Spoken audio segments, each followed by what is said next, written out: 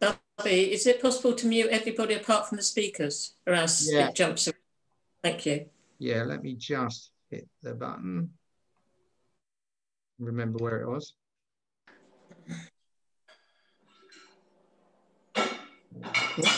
Do you remember where it was, the mute button for everyone?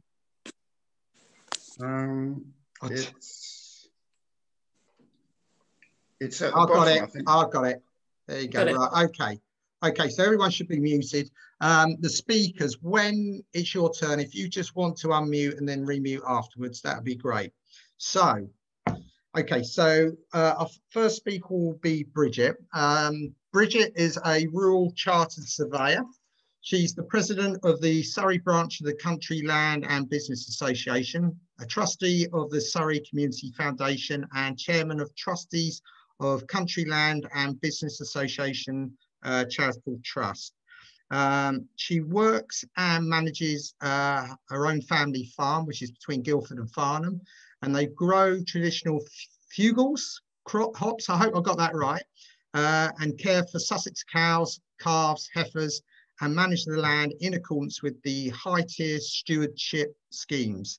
The cows, heifers, and calves are bred and managed in accordance with the Pastures for Life accreditation, and they sell beef and venison to their local customers once a month from the farm. Up until when COVID struck, this was a social event, meeting and chatting with between 80 and 90 appreciative customers over the day. They also have carnivorous and deciduous woodlands, and are currently considering the extent of carbon credits and biodiversity units that may be available on the farm. Stewardship of the environment is what they've lived with Bridget's lived with all her life, and is her passion, together with healthy, fresh, and homegrown nutritious food. And the cooking and eating of this, as well as, I find this quite frightening, daily and cold water swimming. So well done there, Bridget, on that. Not my cup of tea. We're going to have Will afterwards. Let me just tell you a bit about Will. So Will is a campaigner for Viva, or Viva. I'm sure Will correct me on that. He went vegan just under 10 years ago. Will was first interested in veganism for the health benefits, and soon after learned about the ethical and environmental impacts of animal agriculture. He's engaged with thousands of people on veganism and encourages people to move towards a vegan lifestyle for their own health, for animals and for the planet. And then we'll have Monique. Monique is a qualified and registered nutritional therapist. She looks at potential nutritional imbalances and how these may contribute to symptoms and health concerns. She specializes in female and teenage health. And in addition to that, practicing nutritional therapy, Monique is also a writer who is passionate about nutrition and how to improve health. She's written both for digital and print publications on a wide variety of subjects concerning nutrition and health. Monique has a holistic approach of looking after the body, mind, spirit, and emotions, but also works according to the functional medicine model, which looks at underlying causes of presented symptoms. Monique's practice is based in Woking, but she also works via Zoom, Sky, or FaceTime. And lastly, we have Lauren. So Lauren is the environmental manager at World of Wildlife in Woking, responsible for ensuring that their carbon footprint and other environmental impacts are reduced. She is herself a vegan, but having grown up with farmers, understands the pressure that farming is under. She's representing the work of World Wildlife Fund, and will be discussing our planet-based diets report. But all opinions are of her own. So they're the four speakers for today. All sound really good. So as normal, 10 minutes per speaker. Afterwards, then I'll be putting the questions or asking you to put your question to the speakers, and then we'll have a summary from the speakers at the end of the session. So without further ado, if I can introduce Bridget for 10 minutes. Bridget, if you'd like to unmute. there. Debbie, can you hear me? That's good. That's perfect. Perfect. So, Bridget, you have 10 minutes, okay? Thank you. Debbie, thank you for my introduction. Good morning, everybody, on this beautiful autumnal morning. I am a lucky steward of a beautiful corner of Surrey, running from chalk downland to the heavy Gault clay and through the green sands to the River Wey, a very special place. Veganism is undeniably a hot topic. What I want to demonstrate to you today is that a blanket ban nuance. I am absolutely not an advocate for intensive, exploitative, industrial scale meat production. Mass-produced meat helps no one. However, neither does relying on air-freighted avocados or soy-based products. What does work is our regenerative system of meat production, which relies on restoring nature, capturing carbon, prioritizing the welfare of our animals and local consumption. Let me explain to you why this is critical for humans, nature, animals, and the viability of our countryside. Earlier this morning, as the mist rose, I was walking through our herd of 100 beautiful Conker Brown Sussex cows, 50 mums with their 50 beautiful calves, ruminants with their special multi-chambered stomachs with 4 chambers that allow the digestion of plant materials that humans couldn't eat. The cows were sitting quietly, chewing their cuds, whilst the calves were suckling at the foot of their mothers with their lovely white milky noses from their mother's milk. Yesterday, I spent the day selling our 100% pasture-fed beef to 90 local customers. We have a monthly drive-through. Pre-COVID, it was a gentle gathering with coffee and cake. It is an enormous pleasure to sell our meat that we believe has the best nutritional value from cattle that have lived the optimum life for 30 months or so. Animal. Pasture-fed means that the cows have lived on a natural diet of grasses and herbs, living outdoors in the fields, with shelter from the oak trees, from the sun in the summer and the rain. A stress-free life in which they are weaned naturally from their mums and remain in family groups for their lives. Many of the mums go on to live for 16 years until to decide to cull must be made by us for the good of the cow. The animals from life to death and finally to our customers have traveled probably no more than 12 miles with no avocado air miles involved. The method of farming that we have chosen is known as regenerative agriculture. This means that our cows actively improve the fields, both in their soil health, their ability to sequester carbon, and the variety of species and biodiversity within them. And this is all because of the cattle. This is regenerative agriculture, and livestock are a critical component of it. Without them, it wouldn't be possible. It simply wouldn't be possible. It is about improving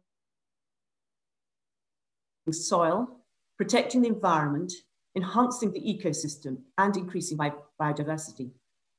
Surely you have all watched Sir David Attenborough's witness statement, in which he makes this very point. And what an empowering and extraordinary testament that was from him. The cows make it all happen. They graze and fertilize the soils.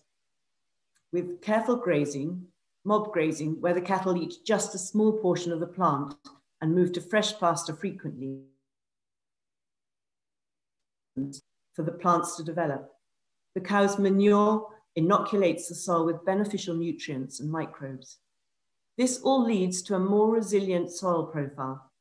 The soil becomes improved, enabling better water management with the ability to act like a sponge, holding the water and preventing runoff. All this, in turn, leads to the ability for greater carbon sequestration within the soil. Nature Scientific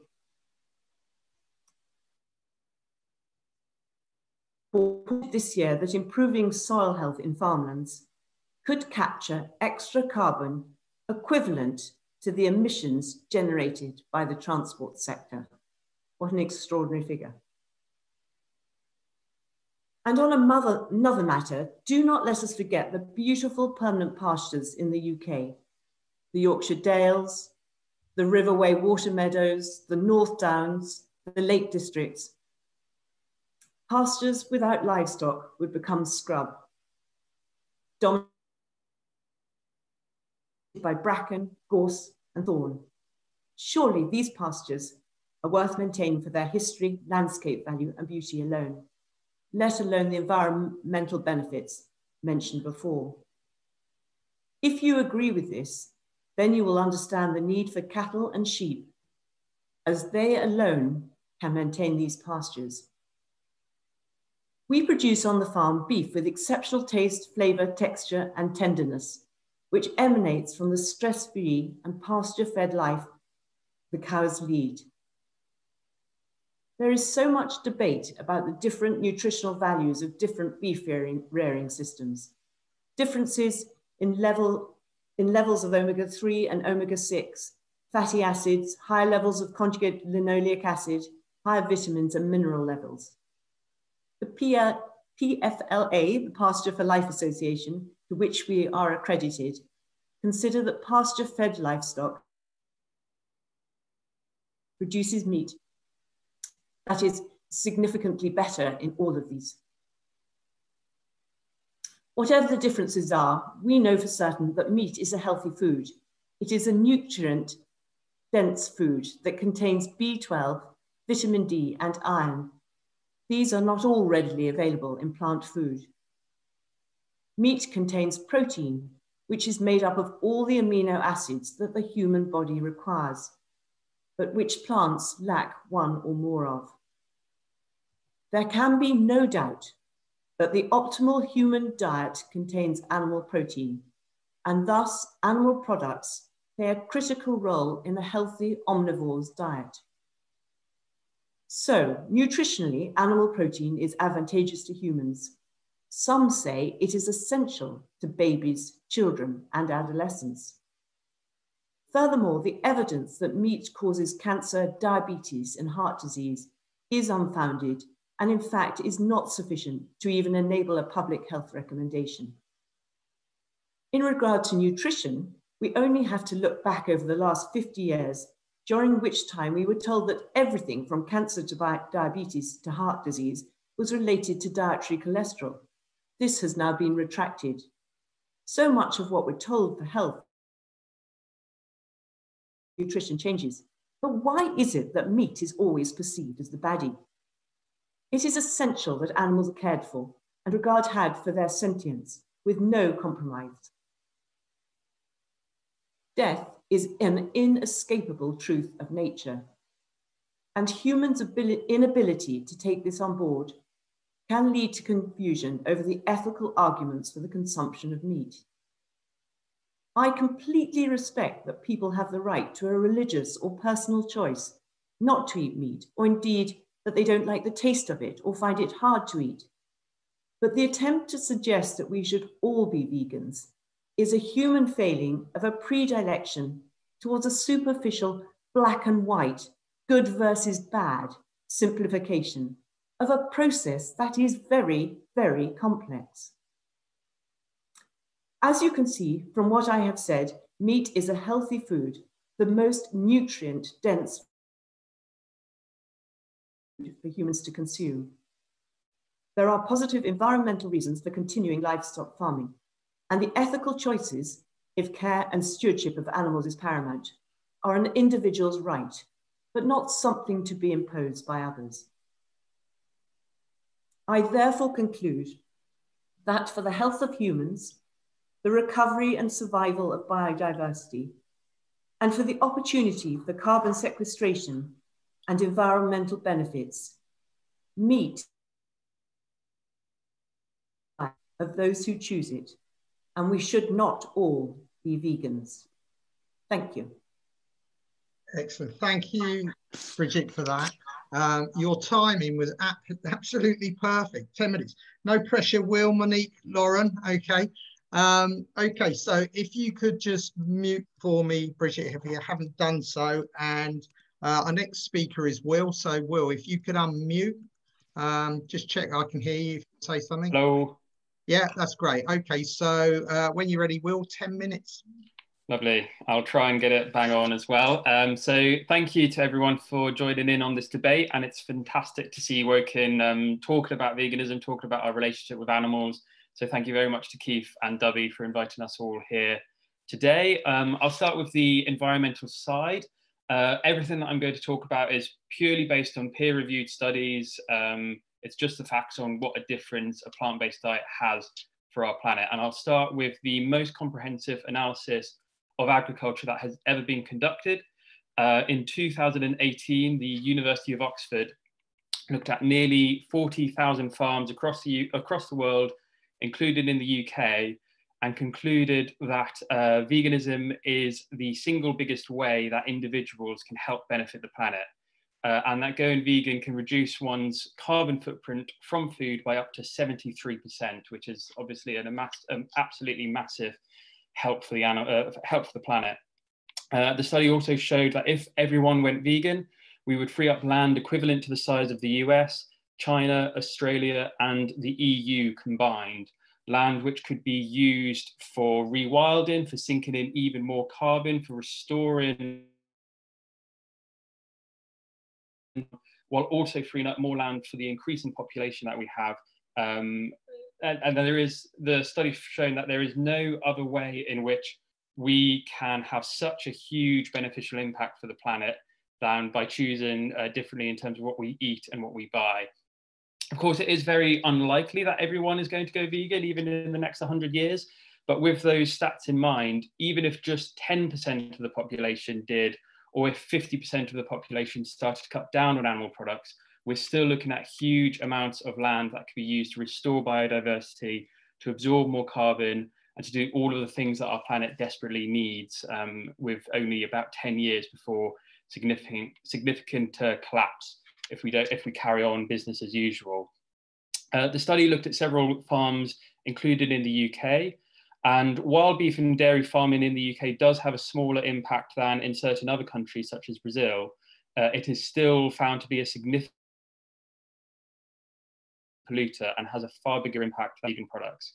It's a case of really British animal agriculture being slightly less damaging than the very worst of animal farming, but it's nowhere near as beneficially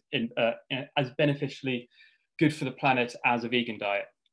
In the words of Joseph Poor, who conducted the Oxford study, grass-fed beef and lamb and so on is not the answer either. In his words, he said, following on from 40,000 farms and 6 years of studying it, he said that converting grass into meat is like its cost in emissions. At the same time, a criticism of veganism as using up swathes of soya is misleading.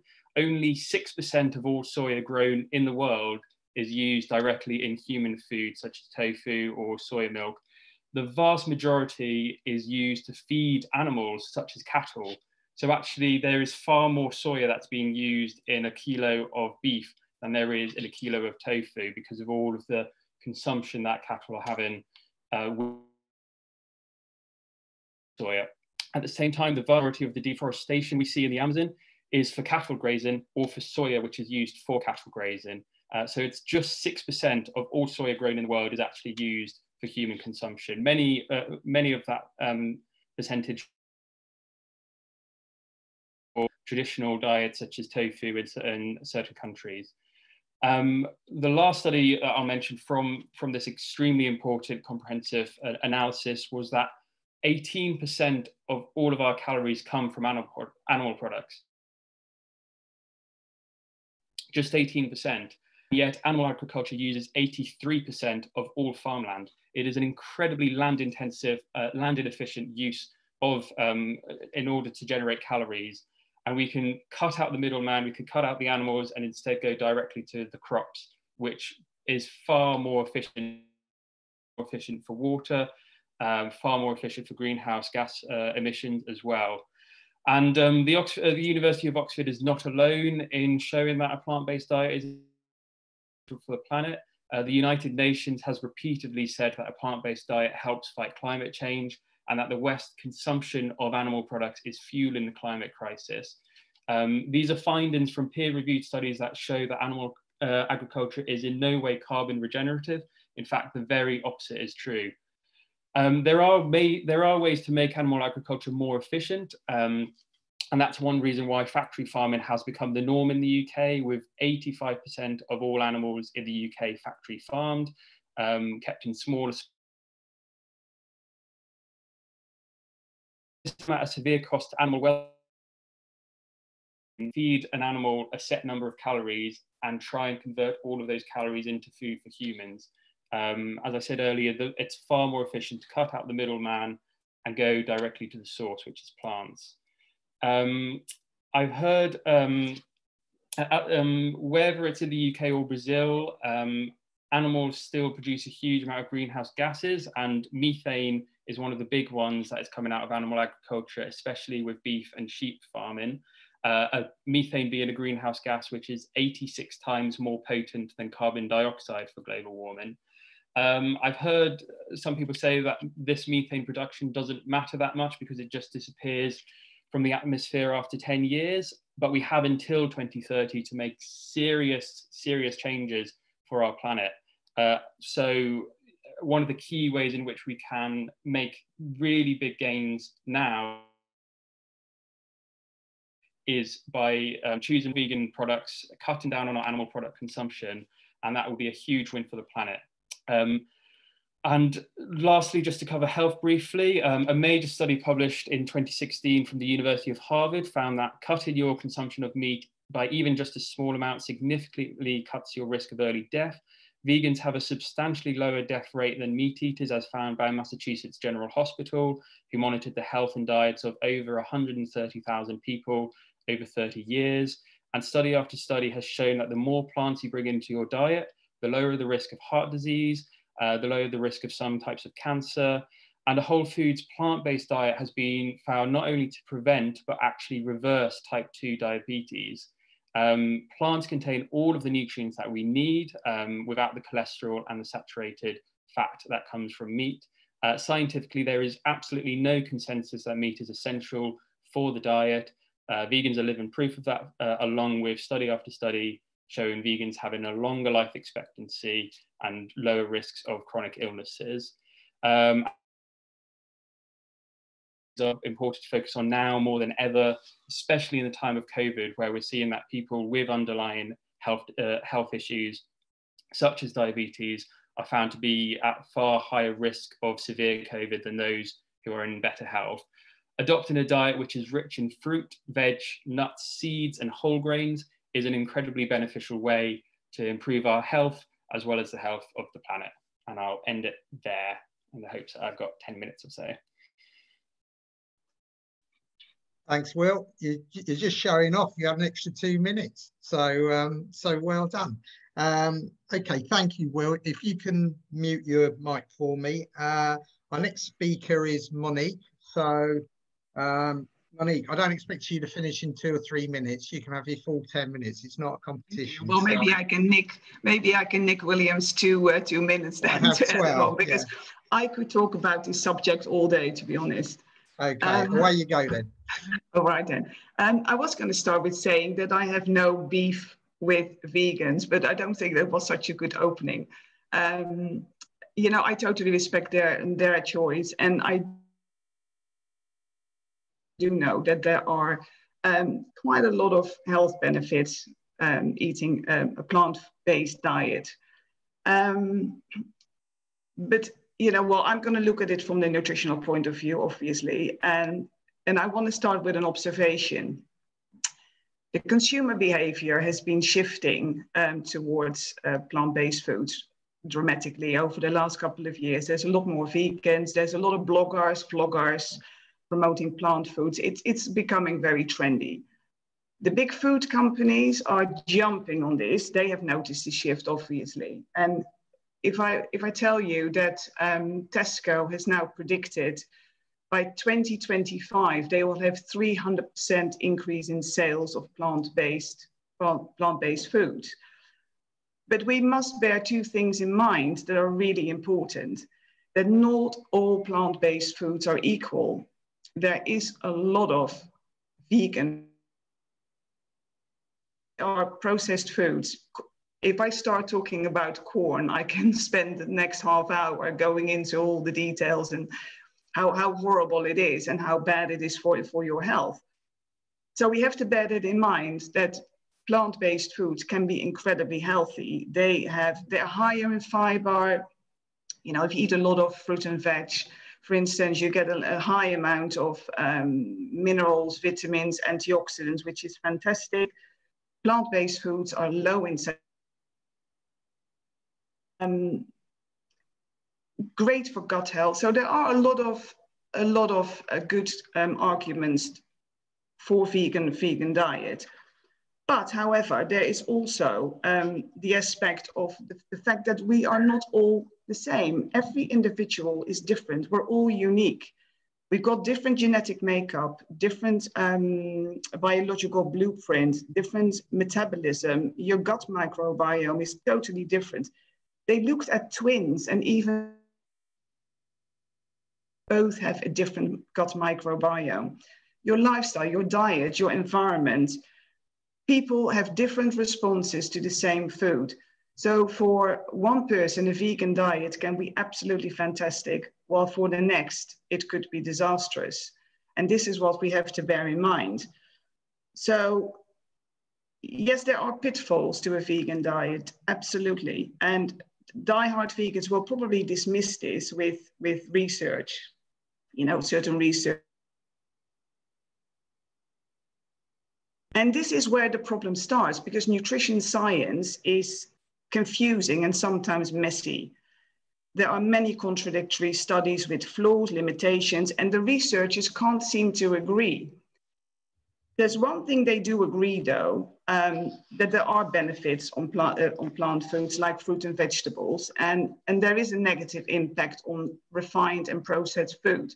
The biggest areas of disagreement are the meat and the dairy. So what are the pitfalls of a vegan diet? Now, I'm not saying that this is for everyone, because some vegans are very well prepared and they know what they're doing and they seem to thrive on it. But there's also, and I have seen this in practice myself several times, a diet can be poorly balanced. You know, you have to look at your macronutrients, you have to look at your protein, your carbs, your fats. It has to be in a certain ratio, which is different for everyone. There is definitely not. And if your diet is poorly balanced, you know, you're not getting your micronutrients, like not enough B12, not enough calcium, not enough vitamin D, et cetera, that can lead to ill health in the long run. You might be doing all right for a couple of years, but over time, you will notice that you will get some health issues. I mentioned the fact that not all plant-based foods are equal. I will call it the junk food veganism, and unfortunately, not all people can cook. I'm always surprised how many of my clients come to see me and I ask them if they cook their own meals, and they tell me that they're buying ready meals because they do not know how to cook a proper meal. They can fry an egg, but that's as far as it goes. I mentioned the protein, that getting enough protein can sometimes be challenging for people. Also, when you're switching to a vegan and meat for quite a while, some people are left feeling hungry because they're not just getting the nutrients in. If you are sort of getting low protein and fat, you're not going to feel full. If you just eat vegetables and fruits and stuff like that, you're not going to be full, you're going to be hungry. You know, and if you're feeling hungry, there is always the trigger, the desire to binge, or you go to the cookie jar and, you know, cookies are, you can fill up on that. Another point I would like to raise is the risk of developing orthorexia, and that is very real. And orthorexia is basically an overfixation with healthy eating. I think this has also got to do with the social media, unfortunately, where the bloggers and vloggers are, you know, promoting a vegan diet, and some young people don't know what they're doing, and they just buy superfoods, lots of fruit and veg, and that's what they're living on. So that's a risk. Then there's also certain nutrient interactions that can happen. If you eat a lot of plant-based food, let's say you eat a lot of pulses, legumes like lentils and chickpeas and things like that, there are things called anti-nutrients, and for instance, phytates. And phytates are totally natural. You know, they are plant compounds that protect the plant from insects and diseases, plant diseases. But when we eat them, they block the absorption from the nutrients that we so need. You know, the iron, the zinc. So that's a risk. There's also a risk of having an unbalanced ratio of omega-6 and omega-3. So there are some pitfalls there. Now, of course, we all have the choice to eat what we like for whatever reason. You can eat vegan sensibly. And I've got a whole list of things how to do it, but I'm probably running out of time. But what I promote to my clients is a flexitarian diet, where you don't have to cut out animal produce. To me, you have 2 days vegan a week, and then the rest of the week you eat meat, fish, eggs, and then you get all the nutrients you need. So that's my idea of having a healthy, balanced diet, and also learn how to cook. Please, please, please. You know, if you can find the time to get a good cookbook or do an online course or whatever, it tastes so much better than processed food. And and the meat you eat, obviously, get it from ethical farms, you know, like Bridget's farm. You know, look for meat and dairy produced in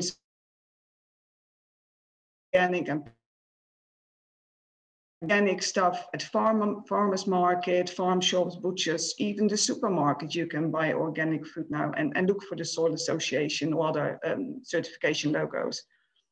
You know, if the diet is well planned and it includes a variety of whole foods, nutritional deficiencies may not be a concern. But I am concerned with people who jump on a vegan diet without planning and without the knowledge. So check your sources, you know, just don't follow dodgy bloggers. And I think that's about it. Excellent, Monique. So not bad, 9.5 minutes. So pretty much on the money. So well done there. Thank you for that, Monique. Yeah, really interesting perspective that. Oh yeah, I'll mute myself. Yeah, I suppose, you know, the debate so far, I'll just chip in with my quick comment, which is about really the cost of food. And maybe we can come back to that, because obviously people on a low income, what would the panel think about that? But I'll add that to the questions at the end. So Lauren, if you're ready, if you could unmute for me. Yep. And you've got 10 minutes starting from now. Great. Yep. And that's a really good point about income, actually, as well. So I'll address that, hopefully, in mine. I've also been scouring some of the comments, so I'll try and bring up some of the questions that have been asked. So I'm going to try and keep mine purely from an environmental perspective, but I will sort of add my personal comments at the end. As you mentioned at the beginning, I am a vegan myself. I work for WWF, but I also grew up around farmers, so I understand everyone's perspectives, where everyone's coming from. Unfortunately, at the moment, we are on a planet that is in the midst of a 6th mass extinction, which is really sad to say, but that is the fact of the matter. We have 80 years before most of the planet becomes uninhabitable. So for kids being born today, it's a very dire fact facing this potential situation where you have no future. So we have lost 68% of species population. Continue, and we'll start to see humans being wiped out as well. So we really need to do something right now, and time is absolutely of the essence to make changes, which we know we can do because we are the first generation who know full well the impact that we're having on the planet, and we are the last generation that can do anything to stop it. So we really need to act, and time is running out. So what do we know about the way that we produce our food? Well, it is accountable for 1/3, so 30% of the total greenhouse gas emissions that are produced globally. So is to reverse, well, slow down the effects of climate change. We can't reverse climate change, but we can stop it and slow it so that we don't head towards a future where the temperature of the Earth gets to 4 degrees by 2100. We want to make sure that we keep global warming under 1.5 degrees. And the only way to do that is to address diet and the way that we are producing food.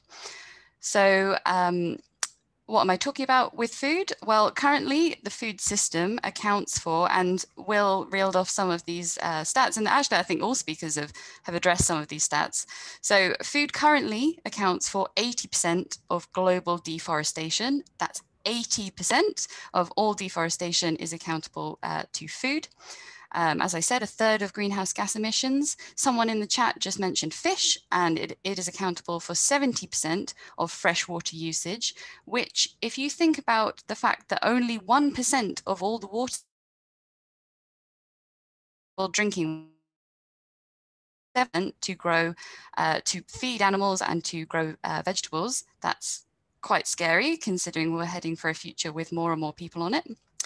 It's also responsible for 70% of biodiversity loss, 50% of freshwater biodiversity lost, and 52% of all agricultural land is actually degraded. So we're not just intensively farming animals, keeping them in tiny little spaces, and as Bridget said at the beginning, that is completely wrong. We should not be intensively farming anything. But it is also degrading the land because we continuously rely on pesticides. We are pumping chemicals into the soil. That's running off into our freshwater and killing off life in the soil and killing off life in freshwater too, as well as emitting greenhouse gas emissions. So one of the challenges we have is that we are going to see a huge rise expected before it plateaus and starts to decrease. So we really need to find a way to feed everybody on this planet. Currently, we can only feed the amount of people that we currently have on this planet. So around 7.7 billion people currently exist, and we do produce enough food to feed everybody. Unfortunately, at the moment, 1/3 of all food that is produced gets wasted, which is quite criminal when you think about how many people on this planet are undernourished and living in food poverty and food insecurity. So we need to be more careful and more knowledgeable about how we are farming and producing food so that we reduce wastage in the supply chain.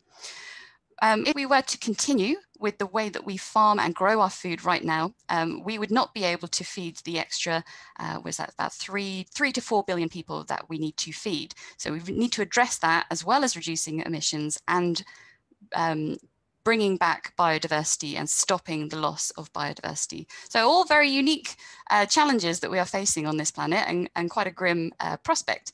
But one of the best ways that we can address this is by food.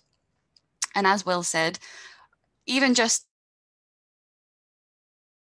cutting down on your meat consumption is a great way to fix this. If only 10% of the population went vegan, we could really bring our emissions under control as well.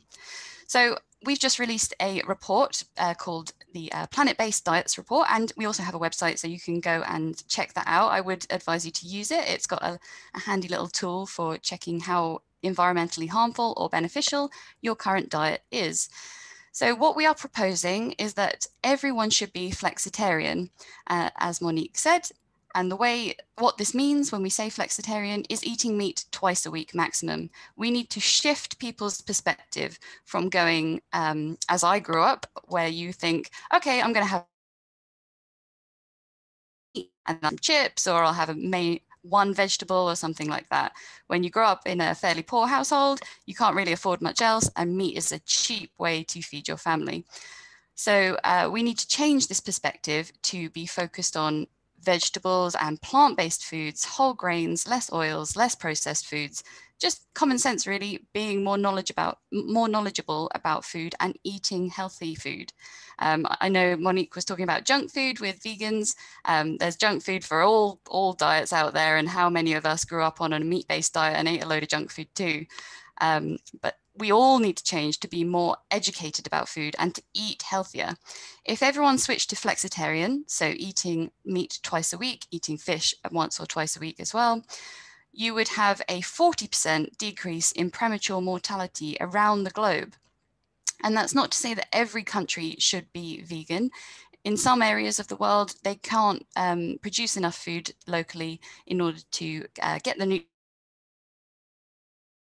that they need, and they are reliant on some meat products. But here in the West, how easy is it for us to get access to vegetables and to get access to healthy food?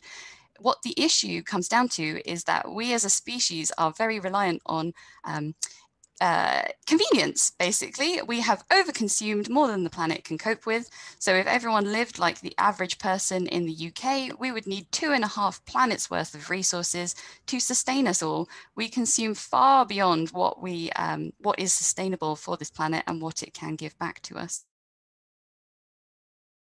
So we need to make sure that we reduce the amount that we're consuming and be more knowledgeable and more informed about what we are consuming. And part of this comes down to meat.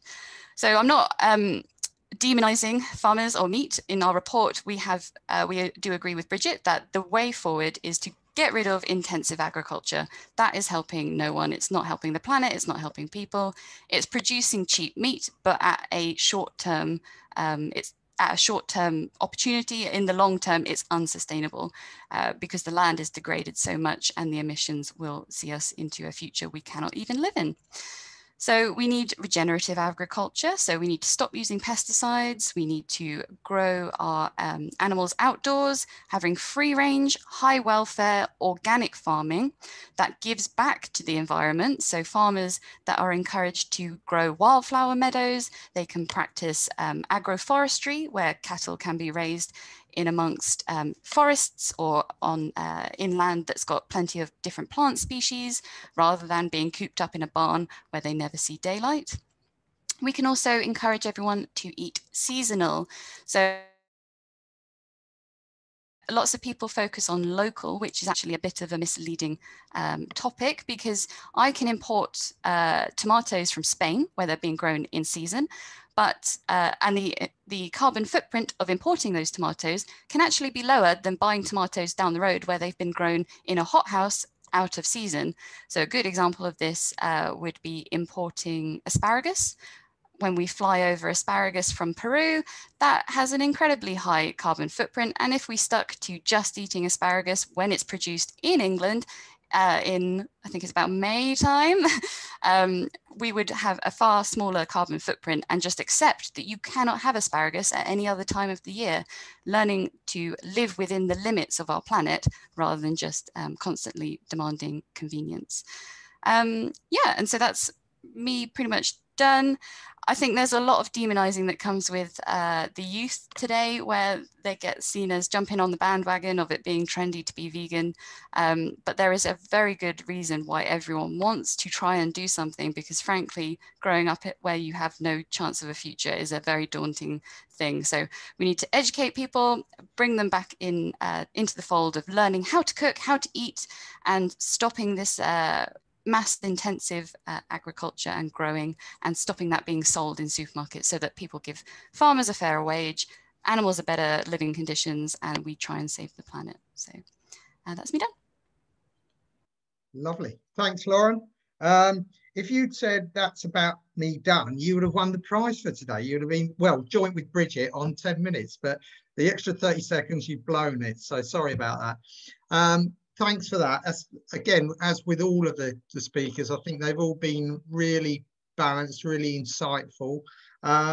So what we'll do now is open the questions to the audience. So the first question we had in was from John. John, if you'd like to unmute and ask your question. Thank you very much, Debbie. Yes, the question, short one for Bridget, please.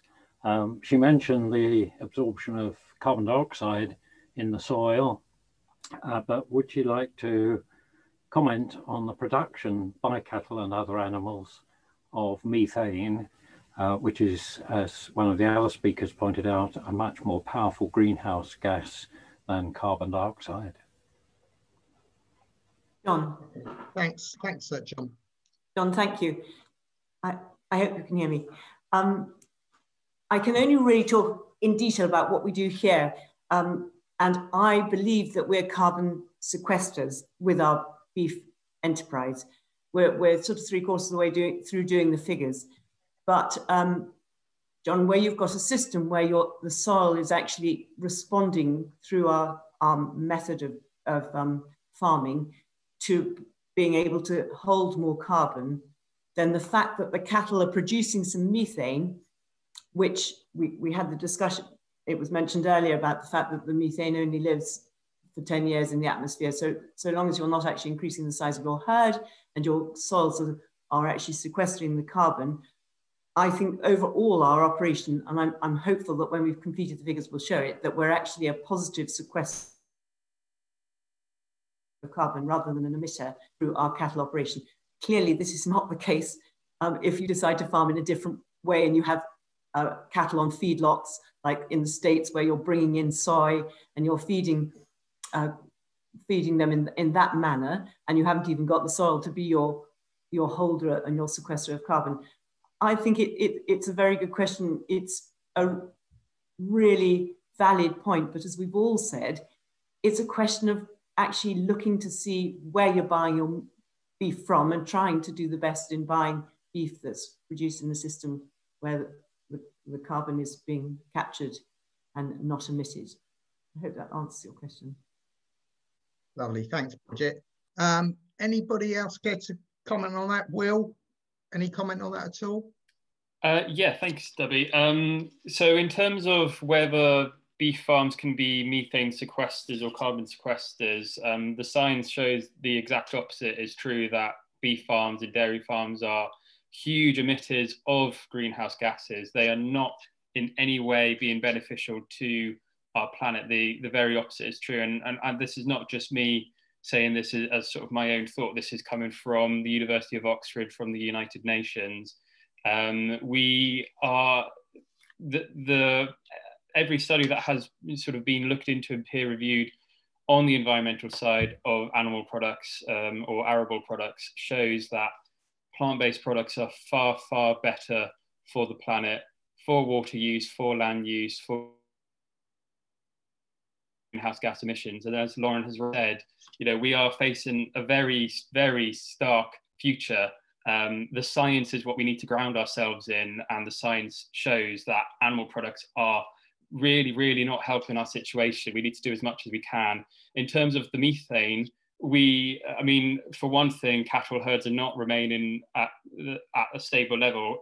Beef consumption is going up around the world. We need it to be going down. you could say, let's keep herd sizes at exactly the same size, and therefore the methane will be the same.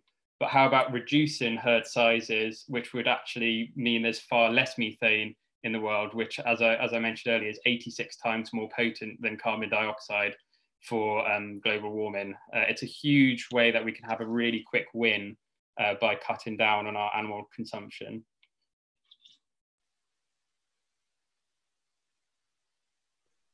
Okay, thanks, Will. Monique, would you like to comment at all on that?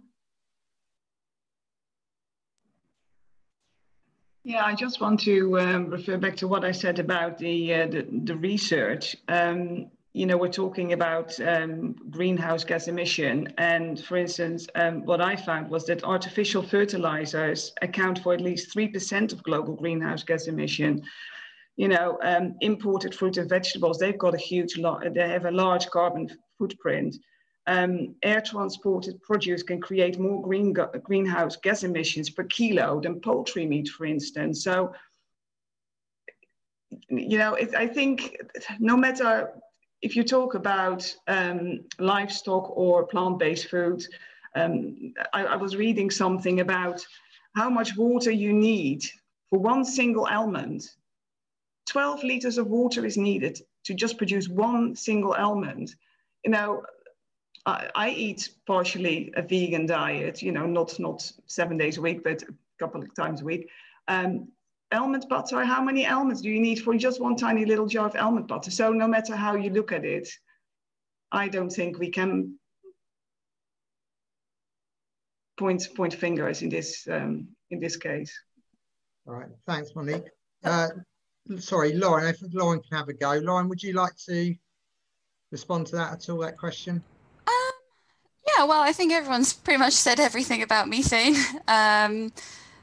Yeah, I don't think I can really add anything much more to the methane question, but I did see in the chat someone was asking about fish again. So fish has also got a carbon footprint, even though people think because it's being fished and it lives in the ocean, that it doesn't produce any gases. How can that have a carbon footprint? But that's to do with the trawling and the production and shipping and all the other elements that go into it. And actually aquaculture, which is farming fish, can also have a higher impact than actually caught fish, because you've got intensive farms in the ocean that are farming these fish as well. So it's not just about reducing meat, it's also about reducing your fish and aquaculture intake as well.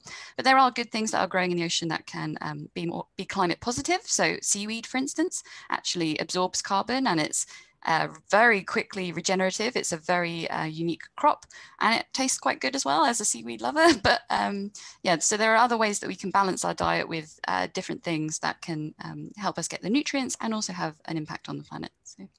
Thanks, Lauren. Stop looking at the questions. You're taking away all my glory, my role.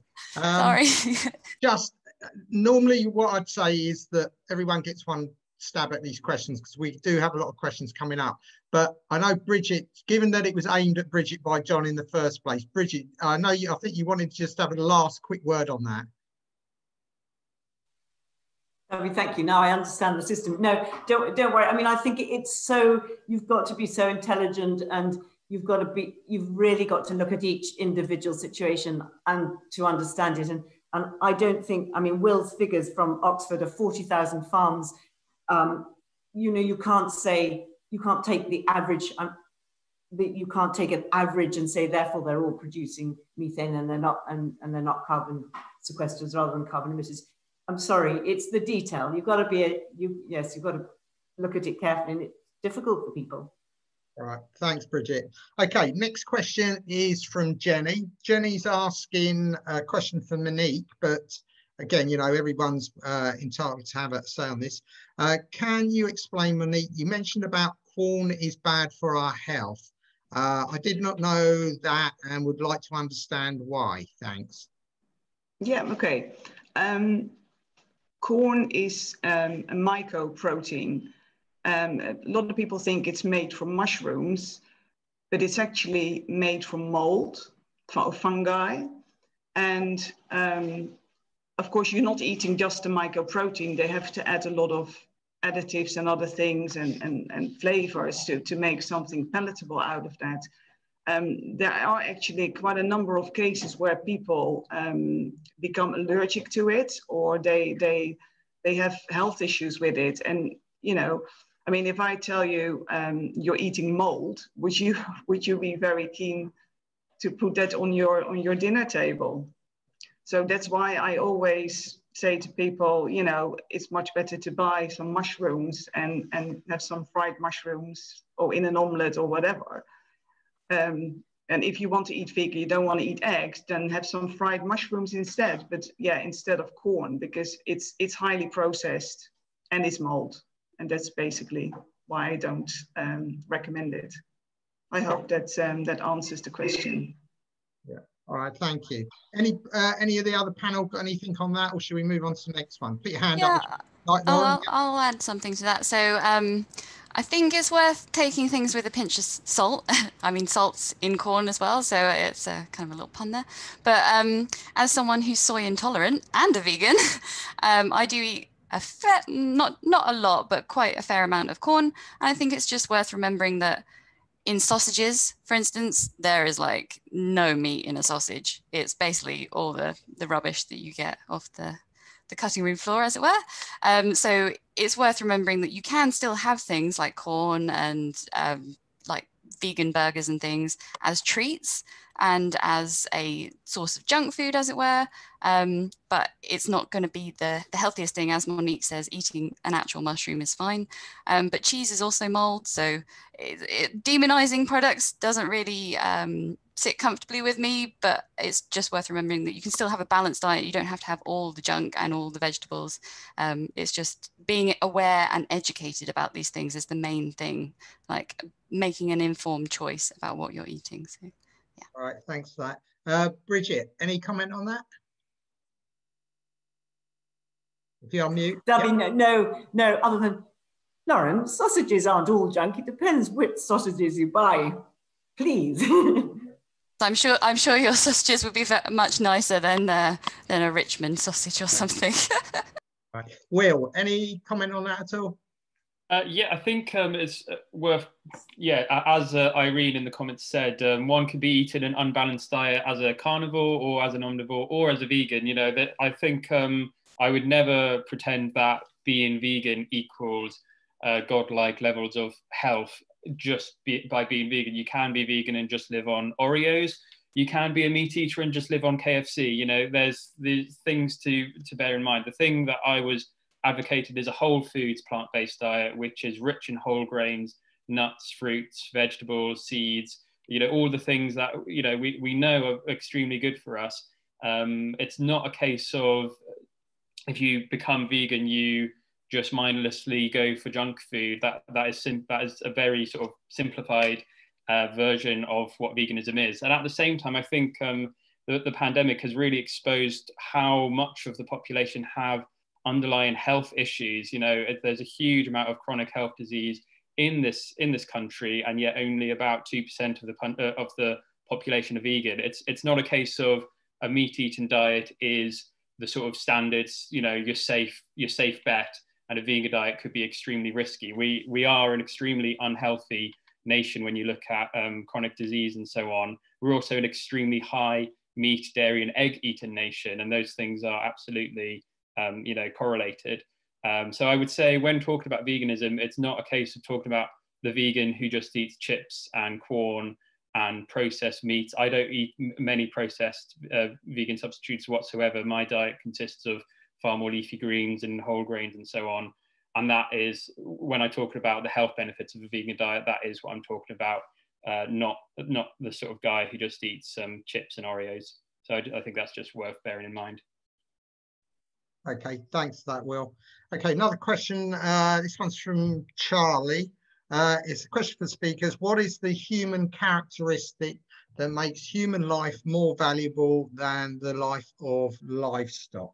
So let's have Lauren, would you like to comment on that one first?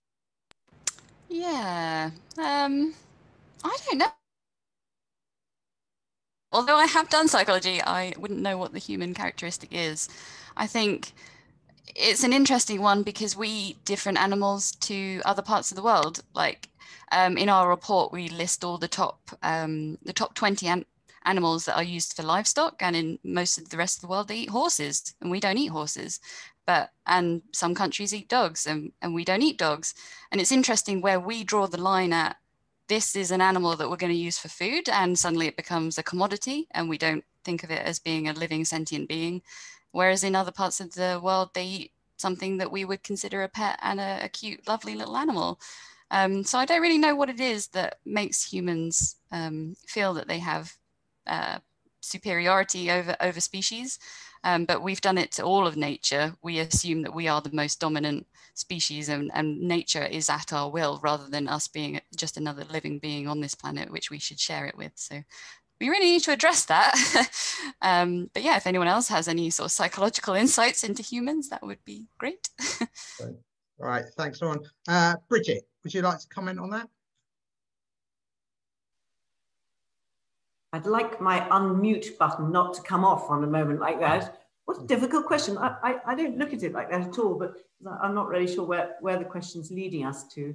But obviously, I mean, in the animal kingdom, some animals dominate over other animals or have the ability to kill and eat them.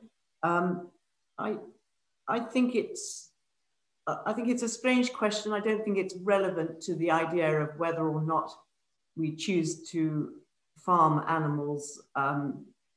It doesn't seem to me be particularly relevant. I mean, I certainly don't sort of feel a superiority to animals in any way. I'm only too aware of the incredible intelligence of the animal kingdom. I don't know if anybody else has watched that, My Teacher's an Octopus, but my goodness, that makes you think.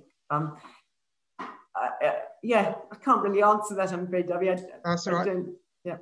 No problem at all. I mean, just for all the panel, if you don't feel that you want to comment something or you can't add to it, don't worry about it. Just say so.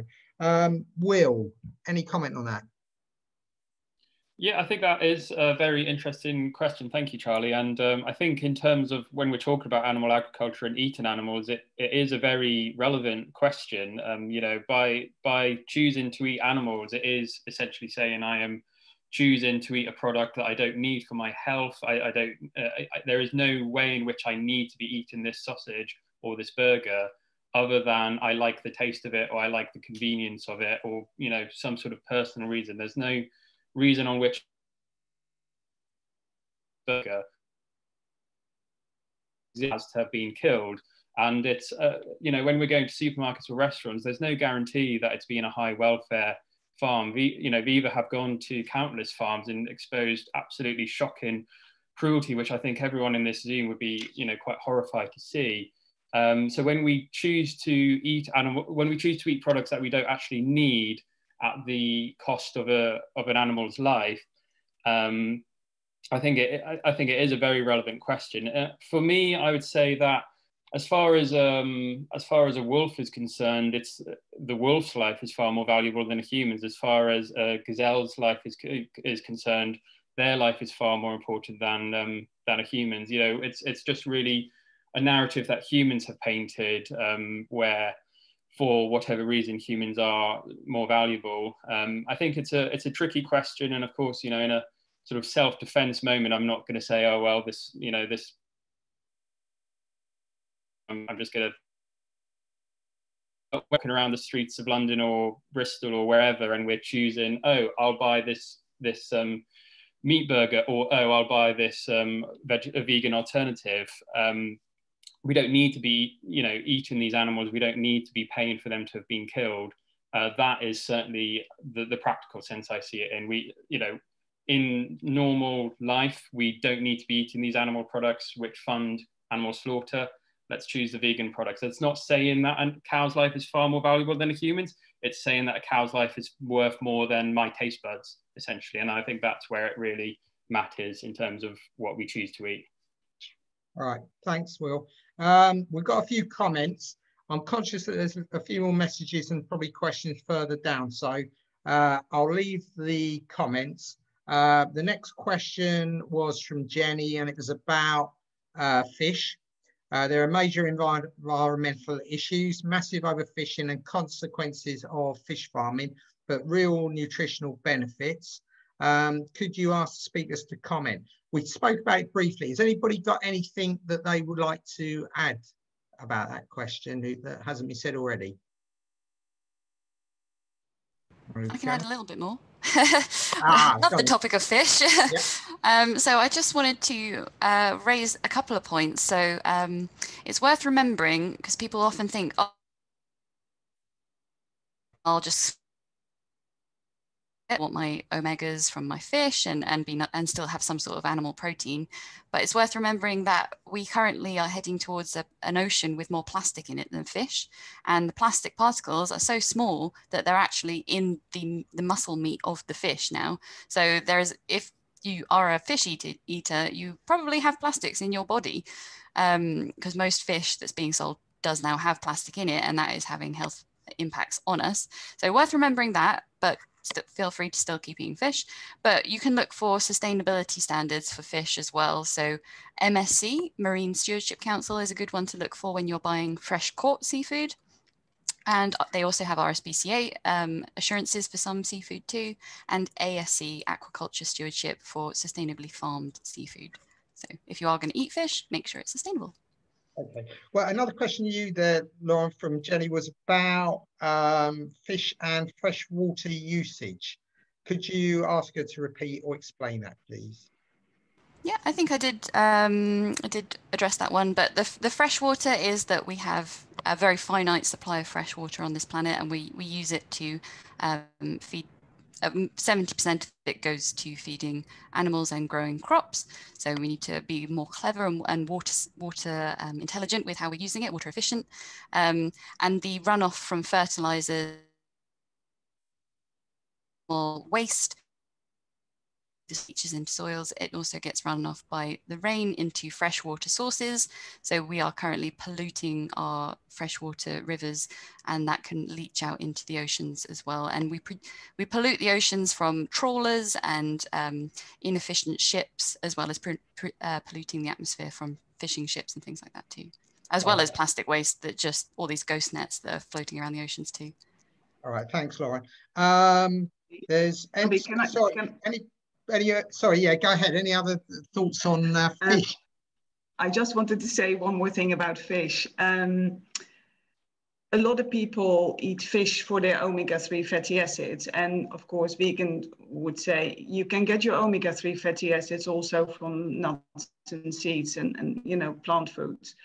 But the really important omega-3 fatty acids are EPA and DHA.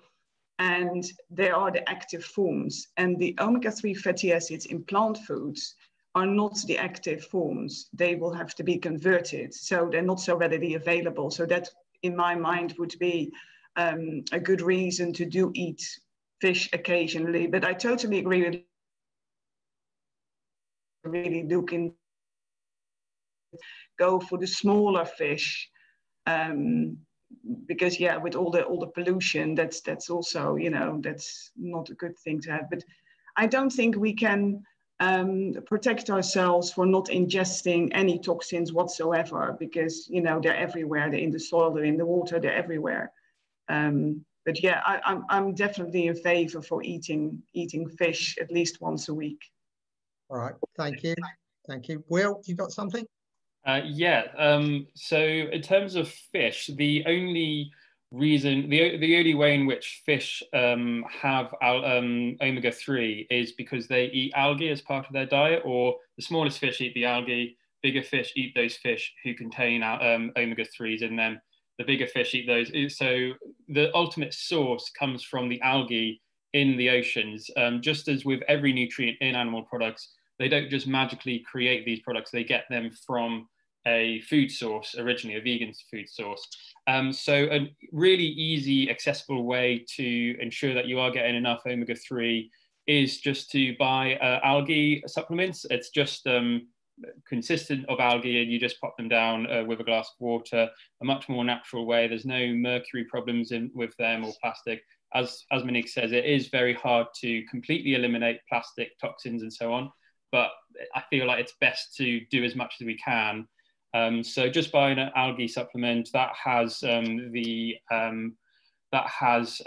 active DHB and EPA that you need, because it's just where the fish are getting it from. So it's just a way of getting the omegas that you need directly from the source rather than through the body of another animal.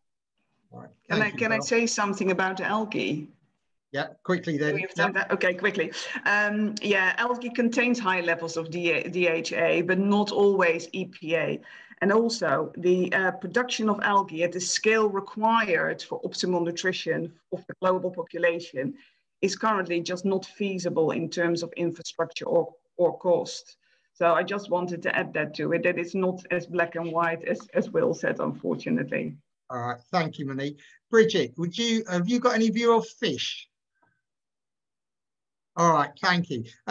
So next question, it was another one for Lauren, but I think this one's probably equally applicable to everyone. You spoke of promoting flexitarianism, and there's a comment about whether that is a government agenda. I'm trying to see where it is.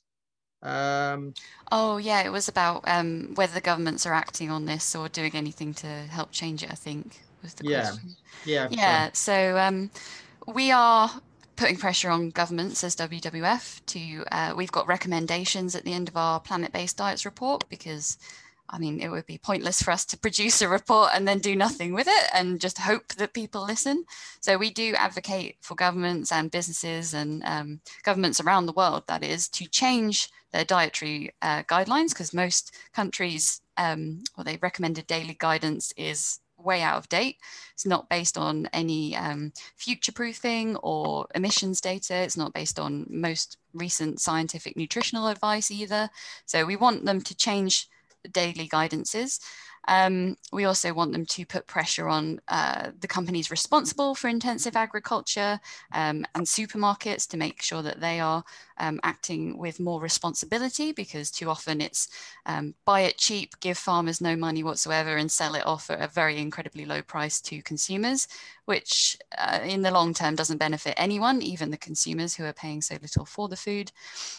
So we do have a lot of recommendations, and we are trying to put pressure on governments, but we could be doing more in terms of changing school curriculum. Why don't kids learn about food anymore? Apparently it used to be a thing, and when I was at school we did food tech, but it was a tiny little portion of our curriculum. But how important is it to be able to feed yourself and to know what you're feeding yourself with? So why don't we change the school curriculum as well? So yeah, there is more that we can be doing, and hopefully governments will start taking advice. But if everyone can put pressure on governments and your local MPs to listen or to pick up these types of report and change things in your local area, people power also has a huge impact. So there's more that we can all be doing. All right, thanks, Lauren. Anybody else like to comment on flexitarianism? Yeah, go for it. Yeah, great what Lauren was just saying.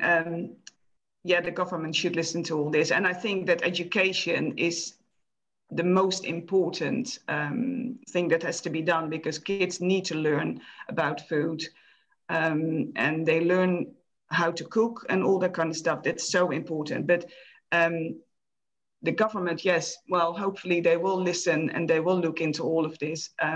Just to give you an example, we have been advocating vitamin D because it's so important, and it has to come to a pandemic for the government to finally look into fortifying foods now with vitamin D. But it's only because of the coronavirus. Before that, it was always poo-pooed, even by EPs. So governments can learn a lot from organizations like the WWF and other groups, and I really hope they're going to listen.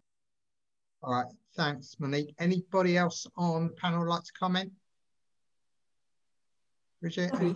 If I could just say, I totally agree with what's been said. I mean, to me, education and cooking is critical, but there are other areas that really worry me. It's things like prisons, hospitals, the army, where you've got big catering companies producing the most appalling food. And the biggest example is in hospitals, where how can you expect people to get better when nutritionally what they're being given is so poor? And there isn't really an excuse for it, because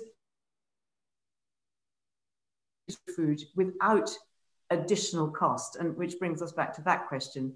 It's more a question of knowledge, skill, time, but not just the cost of the food. It doesn't have to be more expensive to produce better nutritional food. All right, thank you for that. Will, anything at all? Really just to, I think we're all in agreement in there in terms of the importance of being able to cook from scratch and know more about where food comes from and so on. So yeah. Okay, thanks. Right, I think we've probably got time for just one quick round robin answer to this question. It's from Keith. So could the panel expand on why in poorer countries it is expensive to get a balanced vegan diet? So is veganism only an option for the wealthier population? Let's have a look. Should we go with Will? While you're there, carry on. Thank you, Keith. So in terms of veganism in the UK, so just in terms of how it affects us, the Vegan Society found 3 or 4 years ago that the average vegetarian or vegan household saves about £600 a year through the food that they're eating. There is this misconception that veganism is an extremely expensive diet or it's only for the rich. I think that has probably come about through a lot of celebrities going vegan. So we just see celebrities go vegan, celebrities are wealthy, therefore vegan diet must be wealthy. But it actually really sort of overrides a lot of people from lower incomes follow vegan diets. There's no way in which only if you earn 40k over or anything that you can be vegan. I was being vegan for 10 years. I was vegan through student life when I didn't really have much money at all. And I found that I was actually saving quite a lot of money compared to some friends who were eating animal products because lentils, whole grains, beans, those things are so cheap. Potatoes, sweet potatoes, vegetables, and so on. So you can be a gourmet vegan and just live on lots of processed vegan food, which I wouldn't recommend for any reason, but that would seem quite expensive. But at the same time, you can really binge out and spend lots of money on a meat-eating diet as well. If you want to save money or just keep your costs around the same, a vegan diet is absolutely within reach. I didn't struggle whatsoever to ensure that I was actually saving quite a bit on a vegan diet because so much of the foods you're eating are actually just cheap by nature. All right, thanks, Will. We're running a bit out of time. Monique, I'm sure you'd like to comment on that one. Yeah, no, I totally agree with Will. I was a vegetarian during my student years and I saved so much money. Food nowadays, you know, like vegetables, go to the supermarket and get your wonky vegetables. Well, I can't even identify any wonkiness in them, you know, when I buy them. So well in reach of everyone, to be honest. Yeah, and what he says about the celebrities, I totally agree with that. It's probably all the superfoods that they're adding to their diet and the processed stuff. So yeah, no, totally agree. Right. Thanks, Monique. So quickly, guys, Bridget, any comment on that at all? Lauren, anything to add to that? Yeah, I was just going to say that if you look at different countries around the world and different diets, so places like Kenya, for instance, they have an incredibly sustainable diet, and it's very, very low in animal products and very high in rice and grains. So we tend to think, okay, well, if you're going on a vegan diet, you've got to buy all these things, but actually there is nothing cheaper than just buying vegetables. Like you can get a carrot for like 2p. But the issue comes with, yeah, when you start to buy all these processed products, but it's all about, at the moment, had a switch from, we used to spend a quarter of our income on average in the 1950s on food. And now we spend less than a tenth on food. We just don't prioritize it and we don't value food. And the more we start to value what we're buying and what we're eating and what we're putting into our bodies, it's worth that extra bit of money if you are going to buy organic produce or free range, this and that. It's worth spending money on, I think, if you have got the money to spend it on.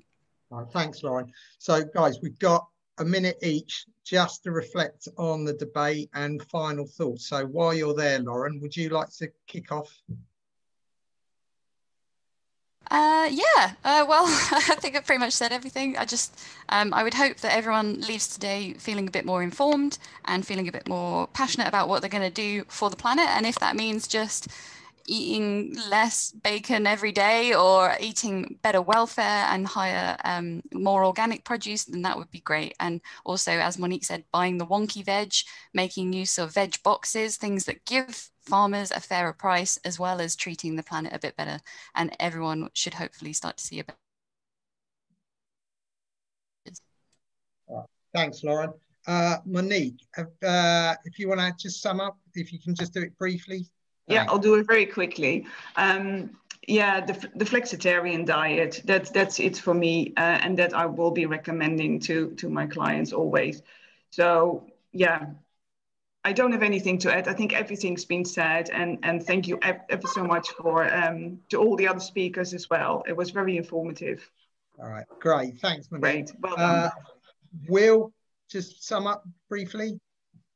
Yeah, I think this has been really a really great chat to have, and definitely worth talking about. I'd say veganism is often in the media portrayed as an incredibly extreme approach, or it's really risky in some way, or whatever.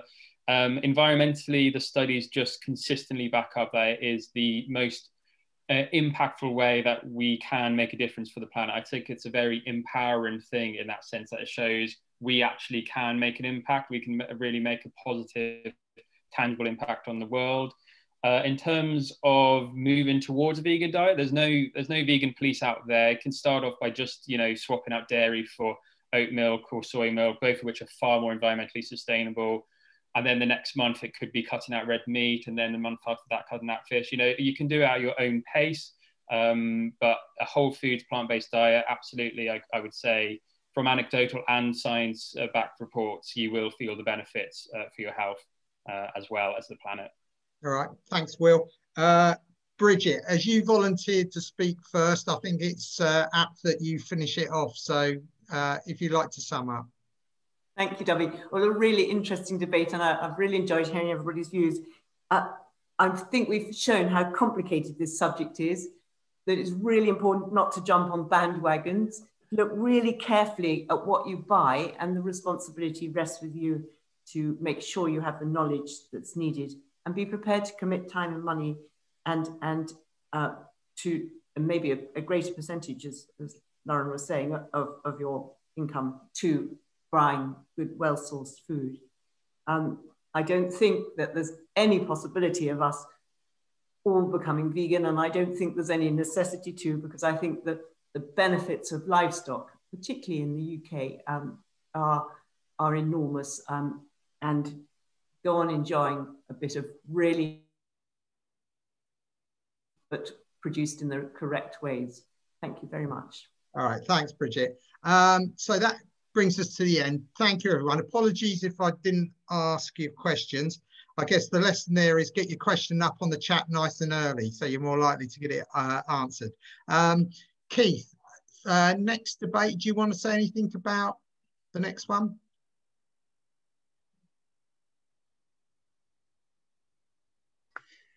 Yes, it will be on the 3rd Saturday of January, so we're not having one in December. And we are just confirming the speakers now.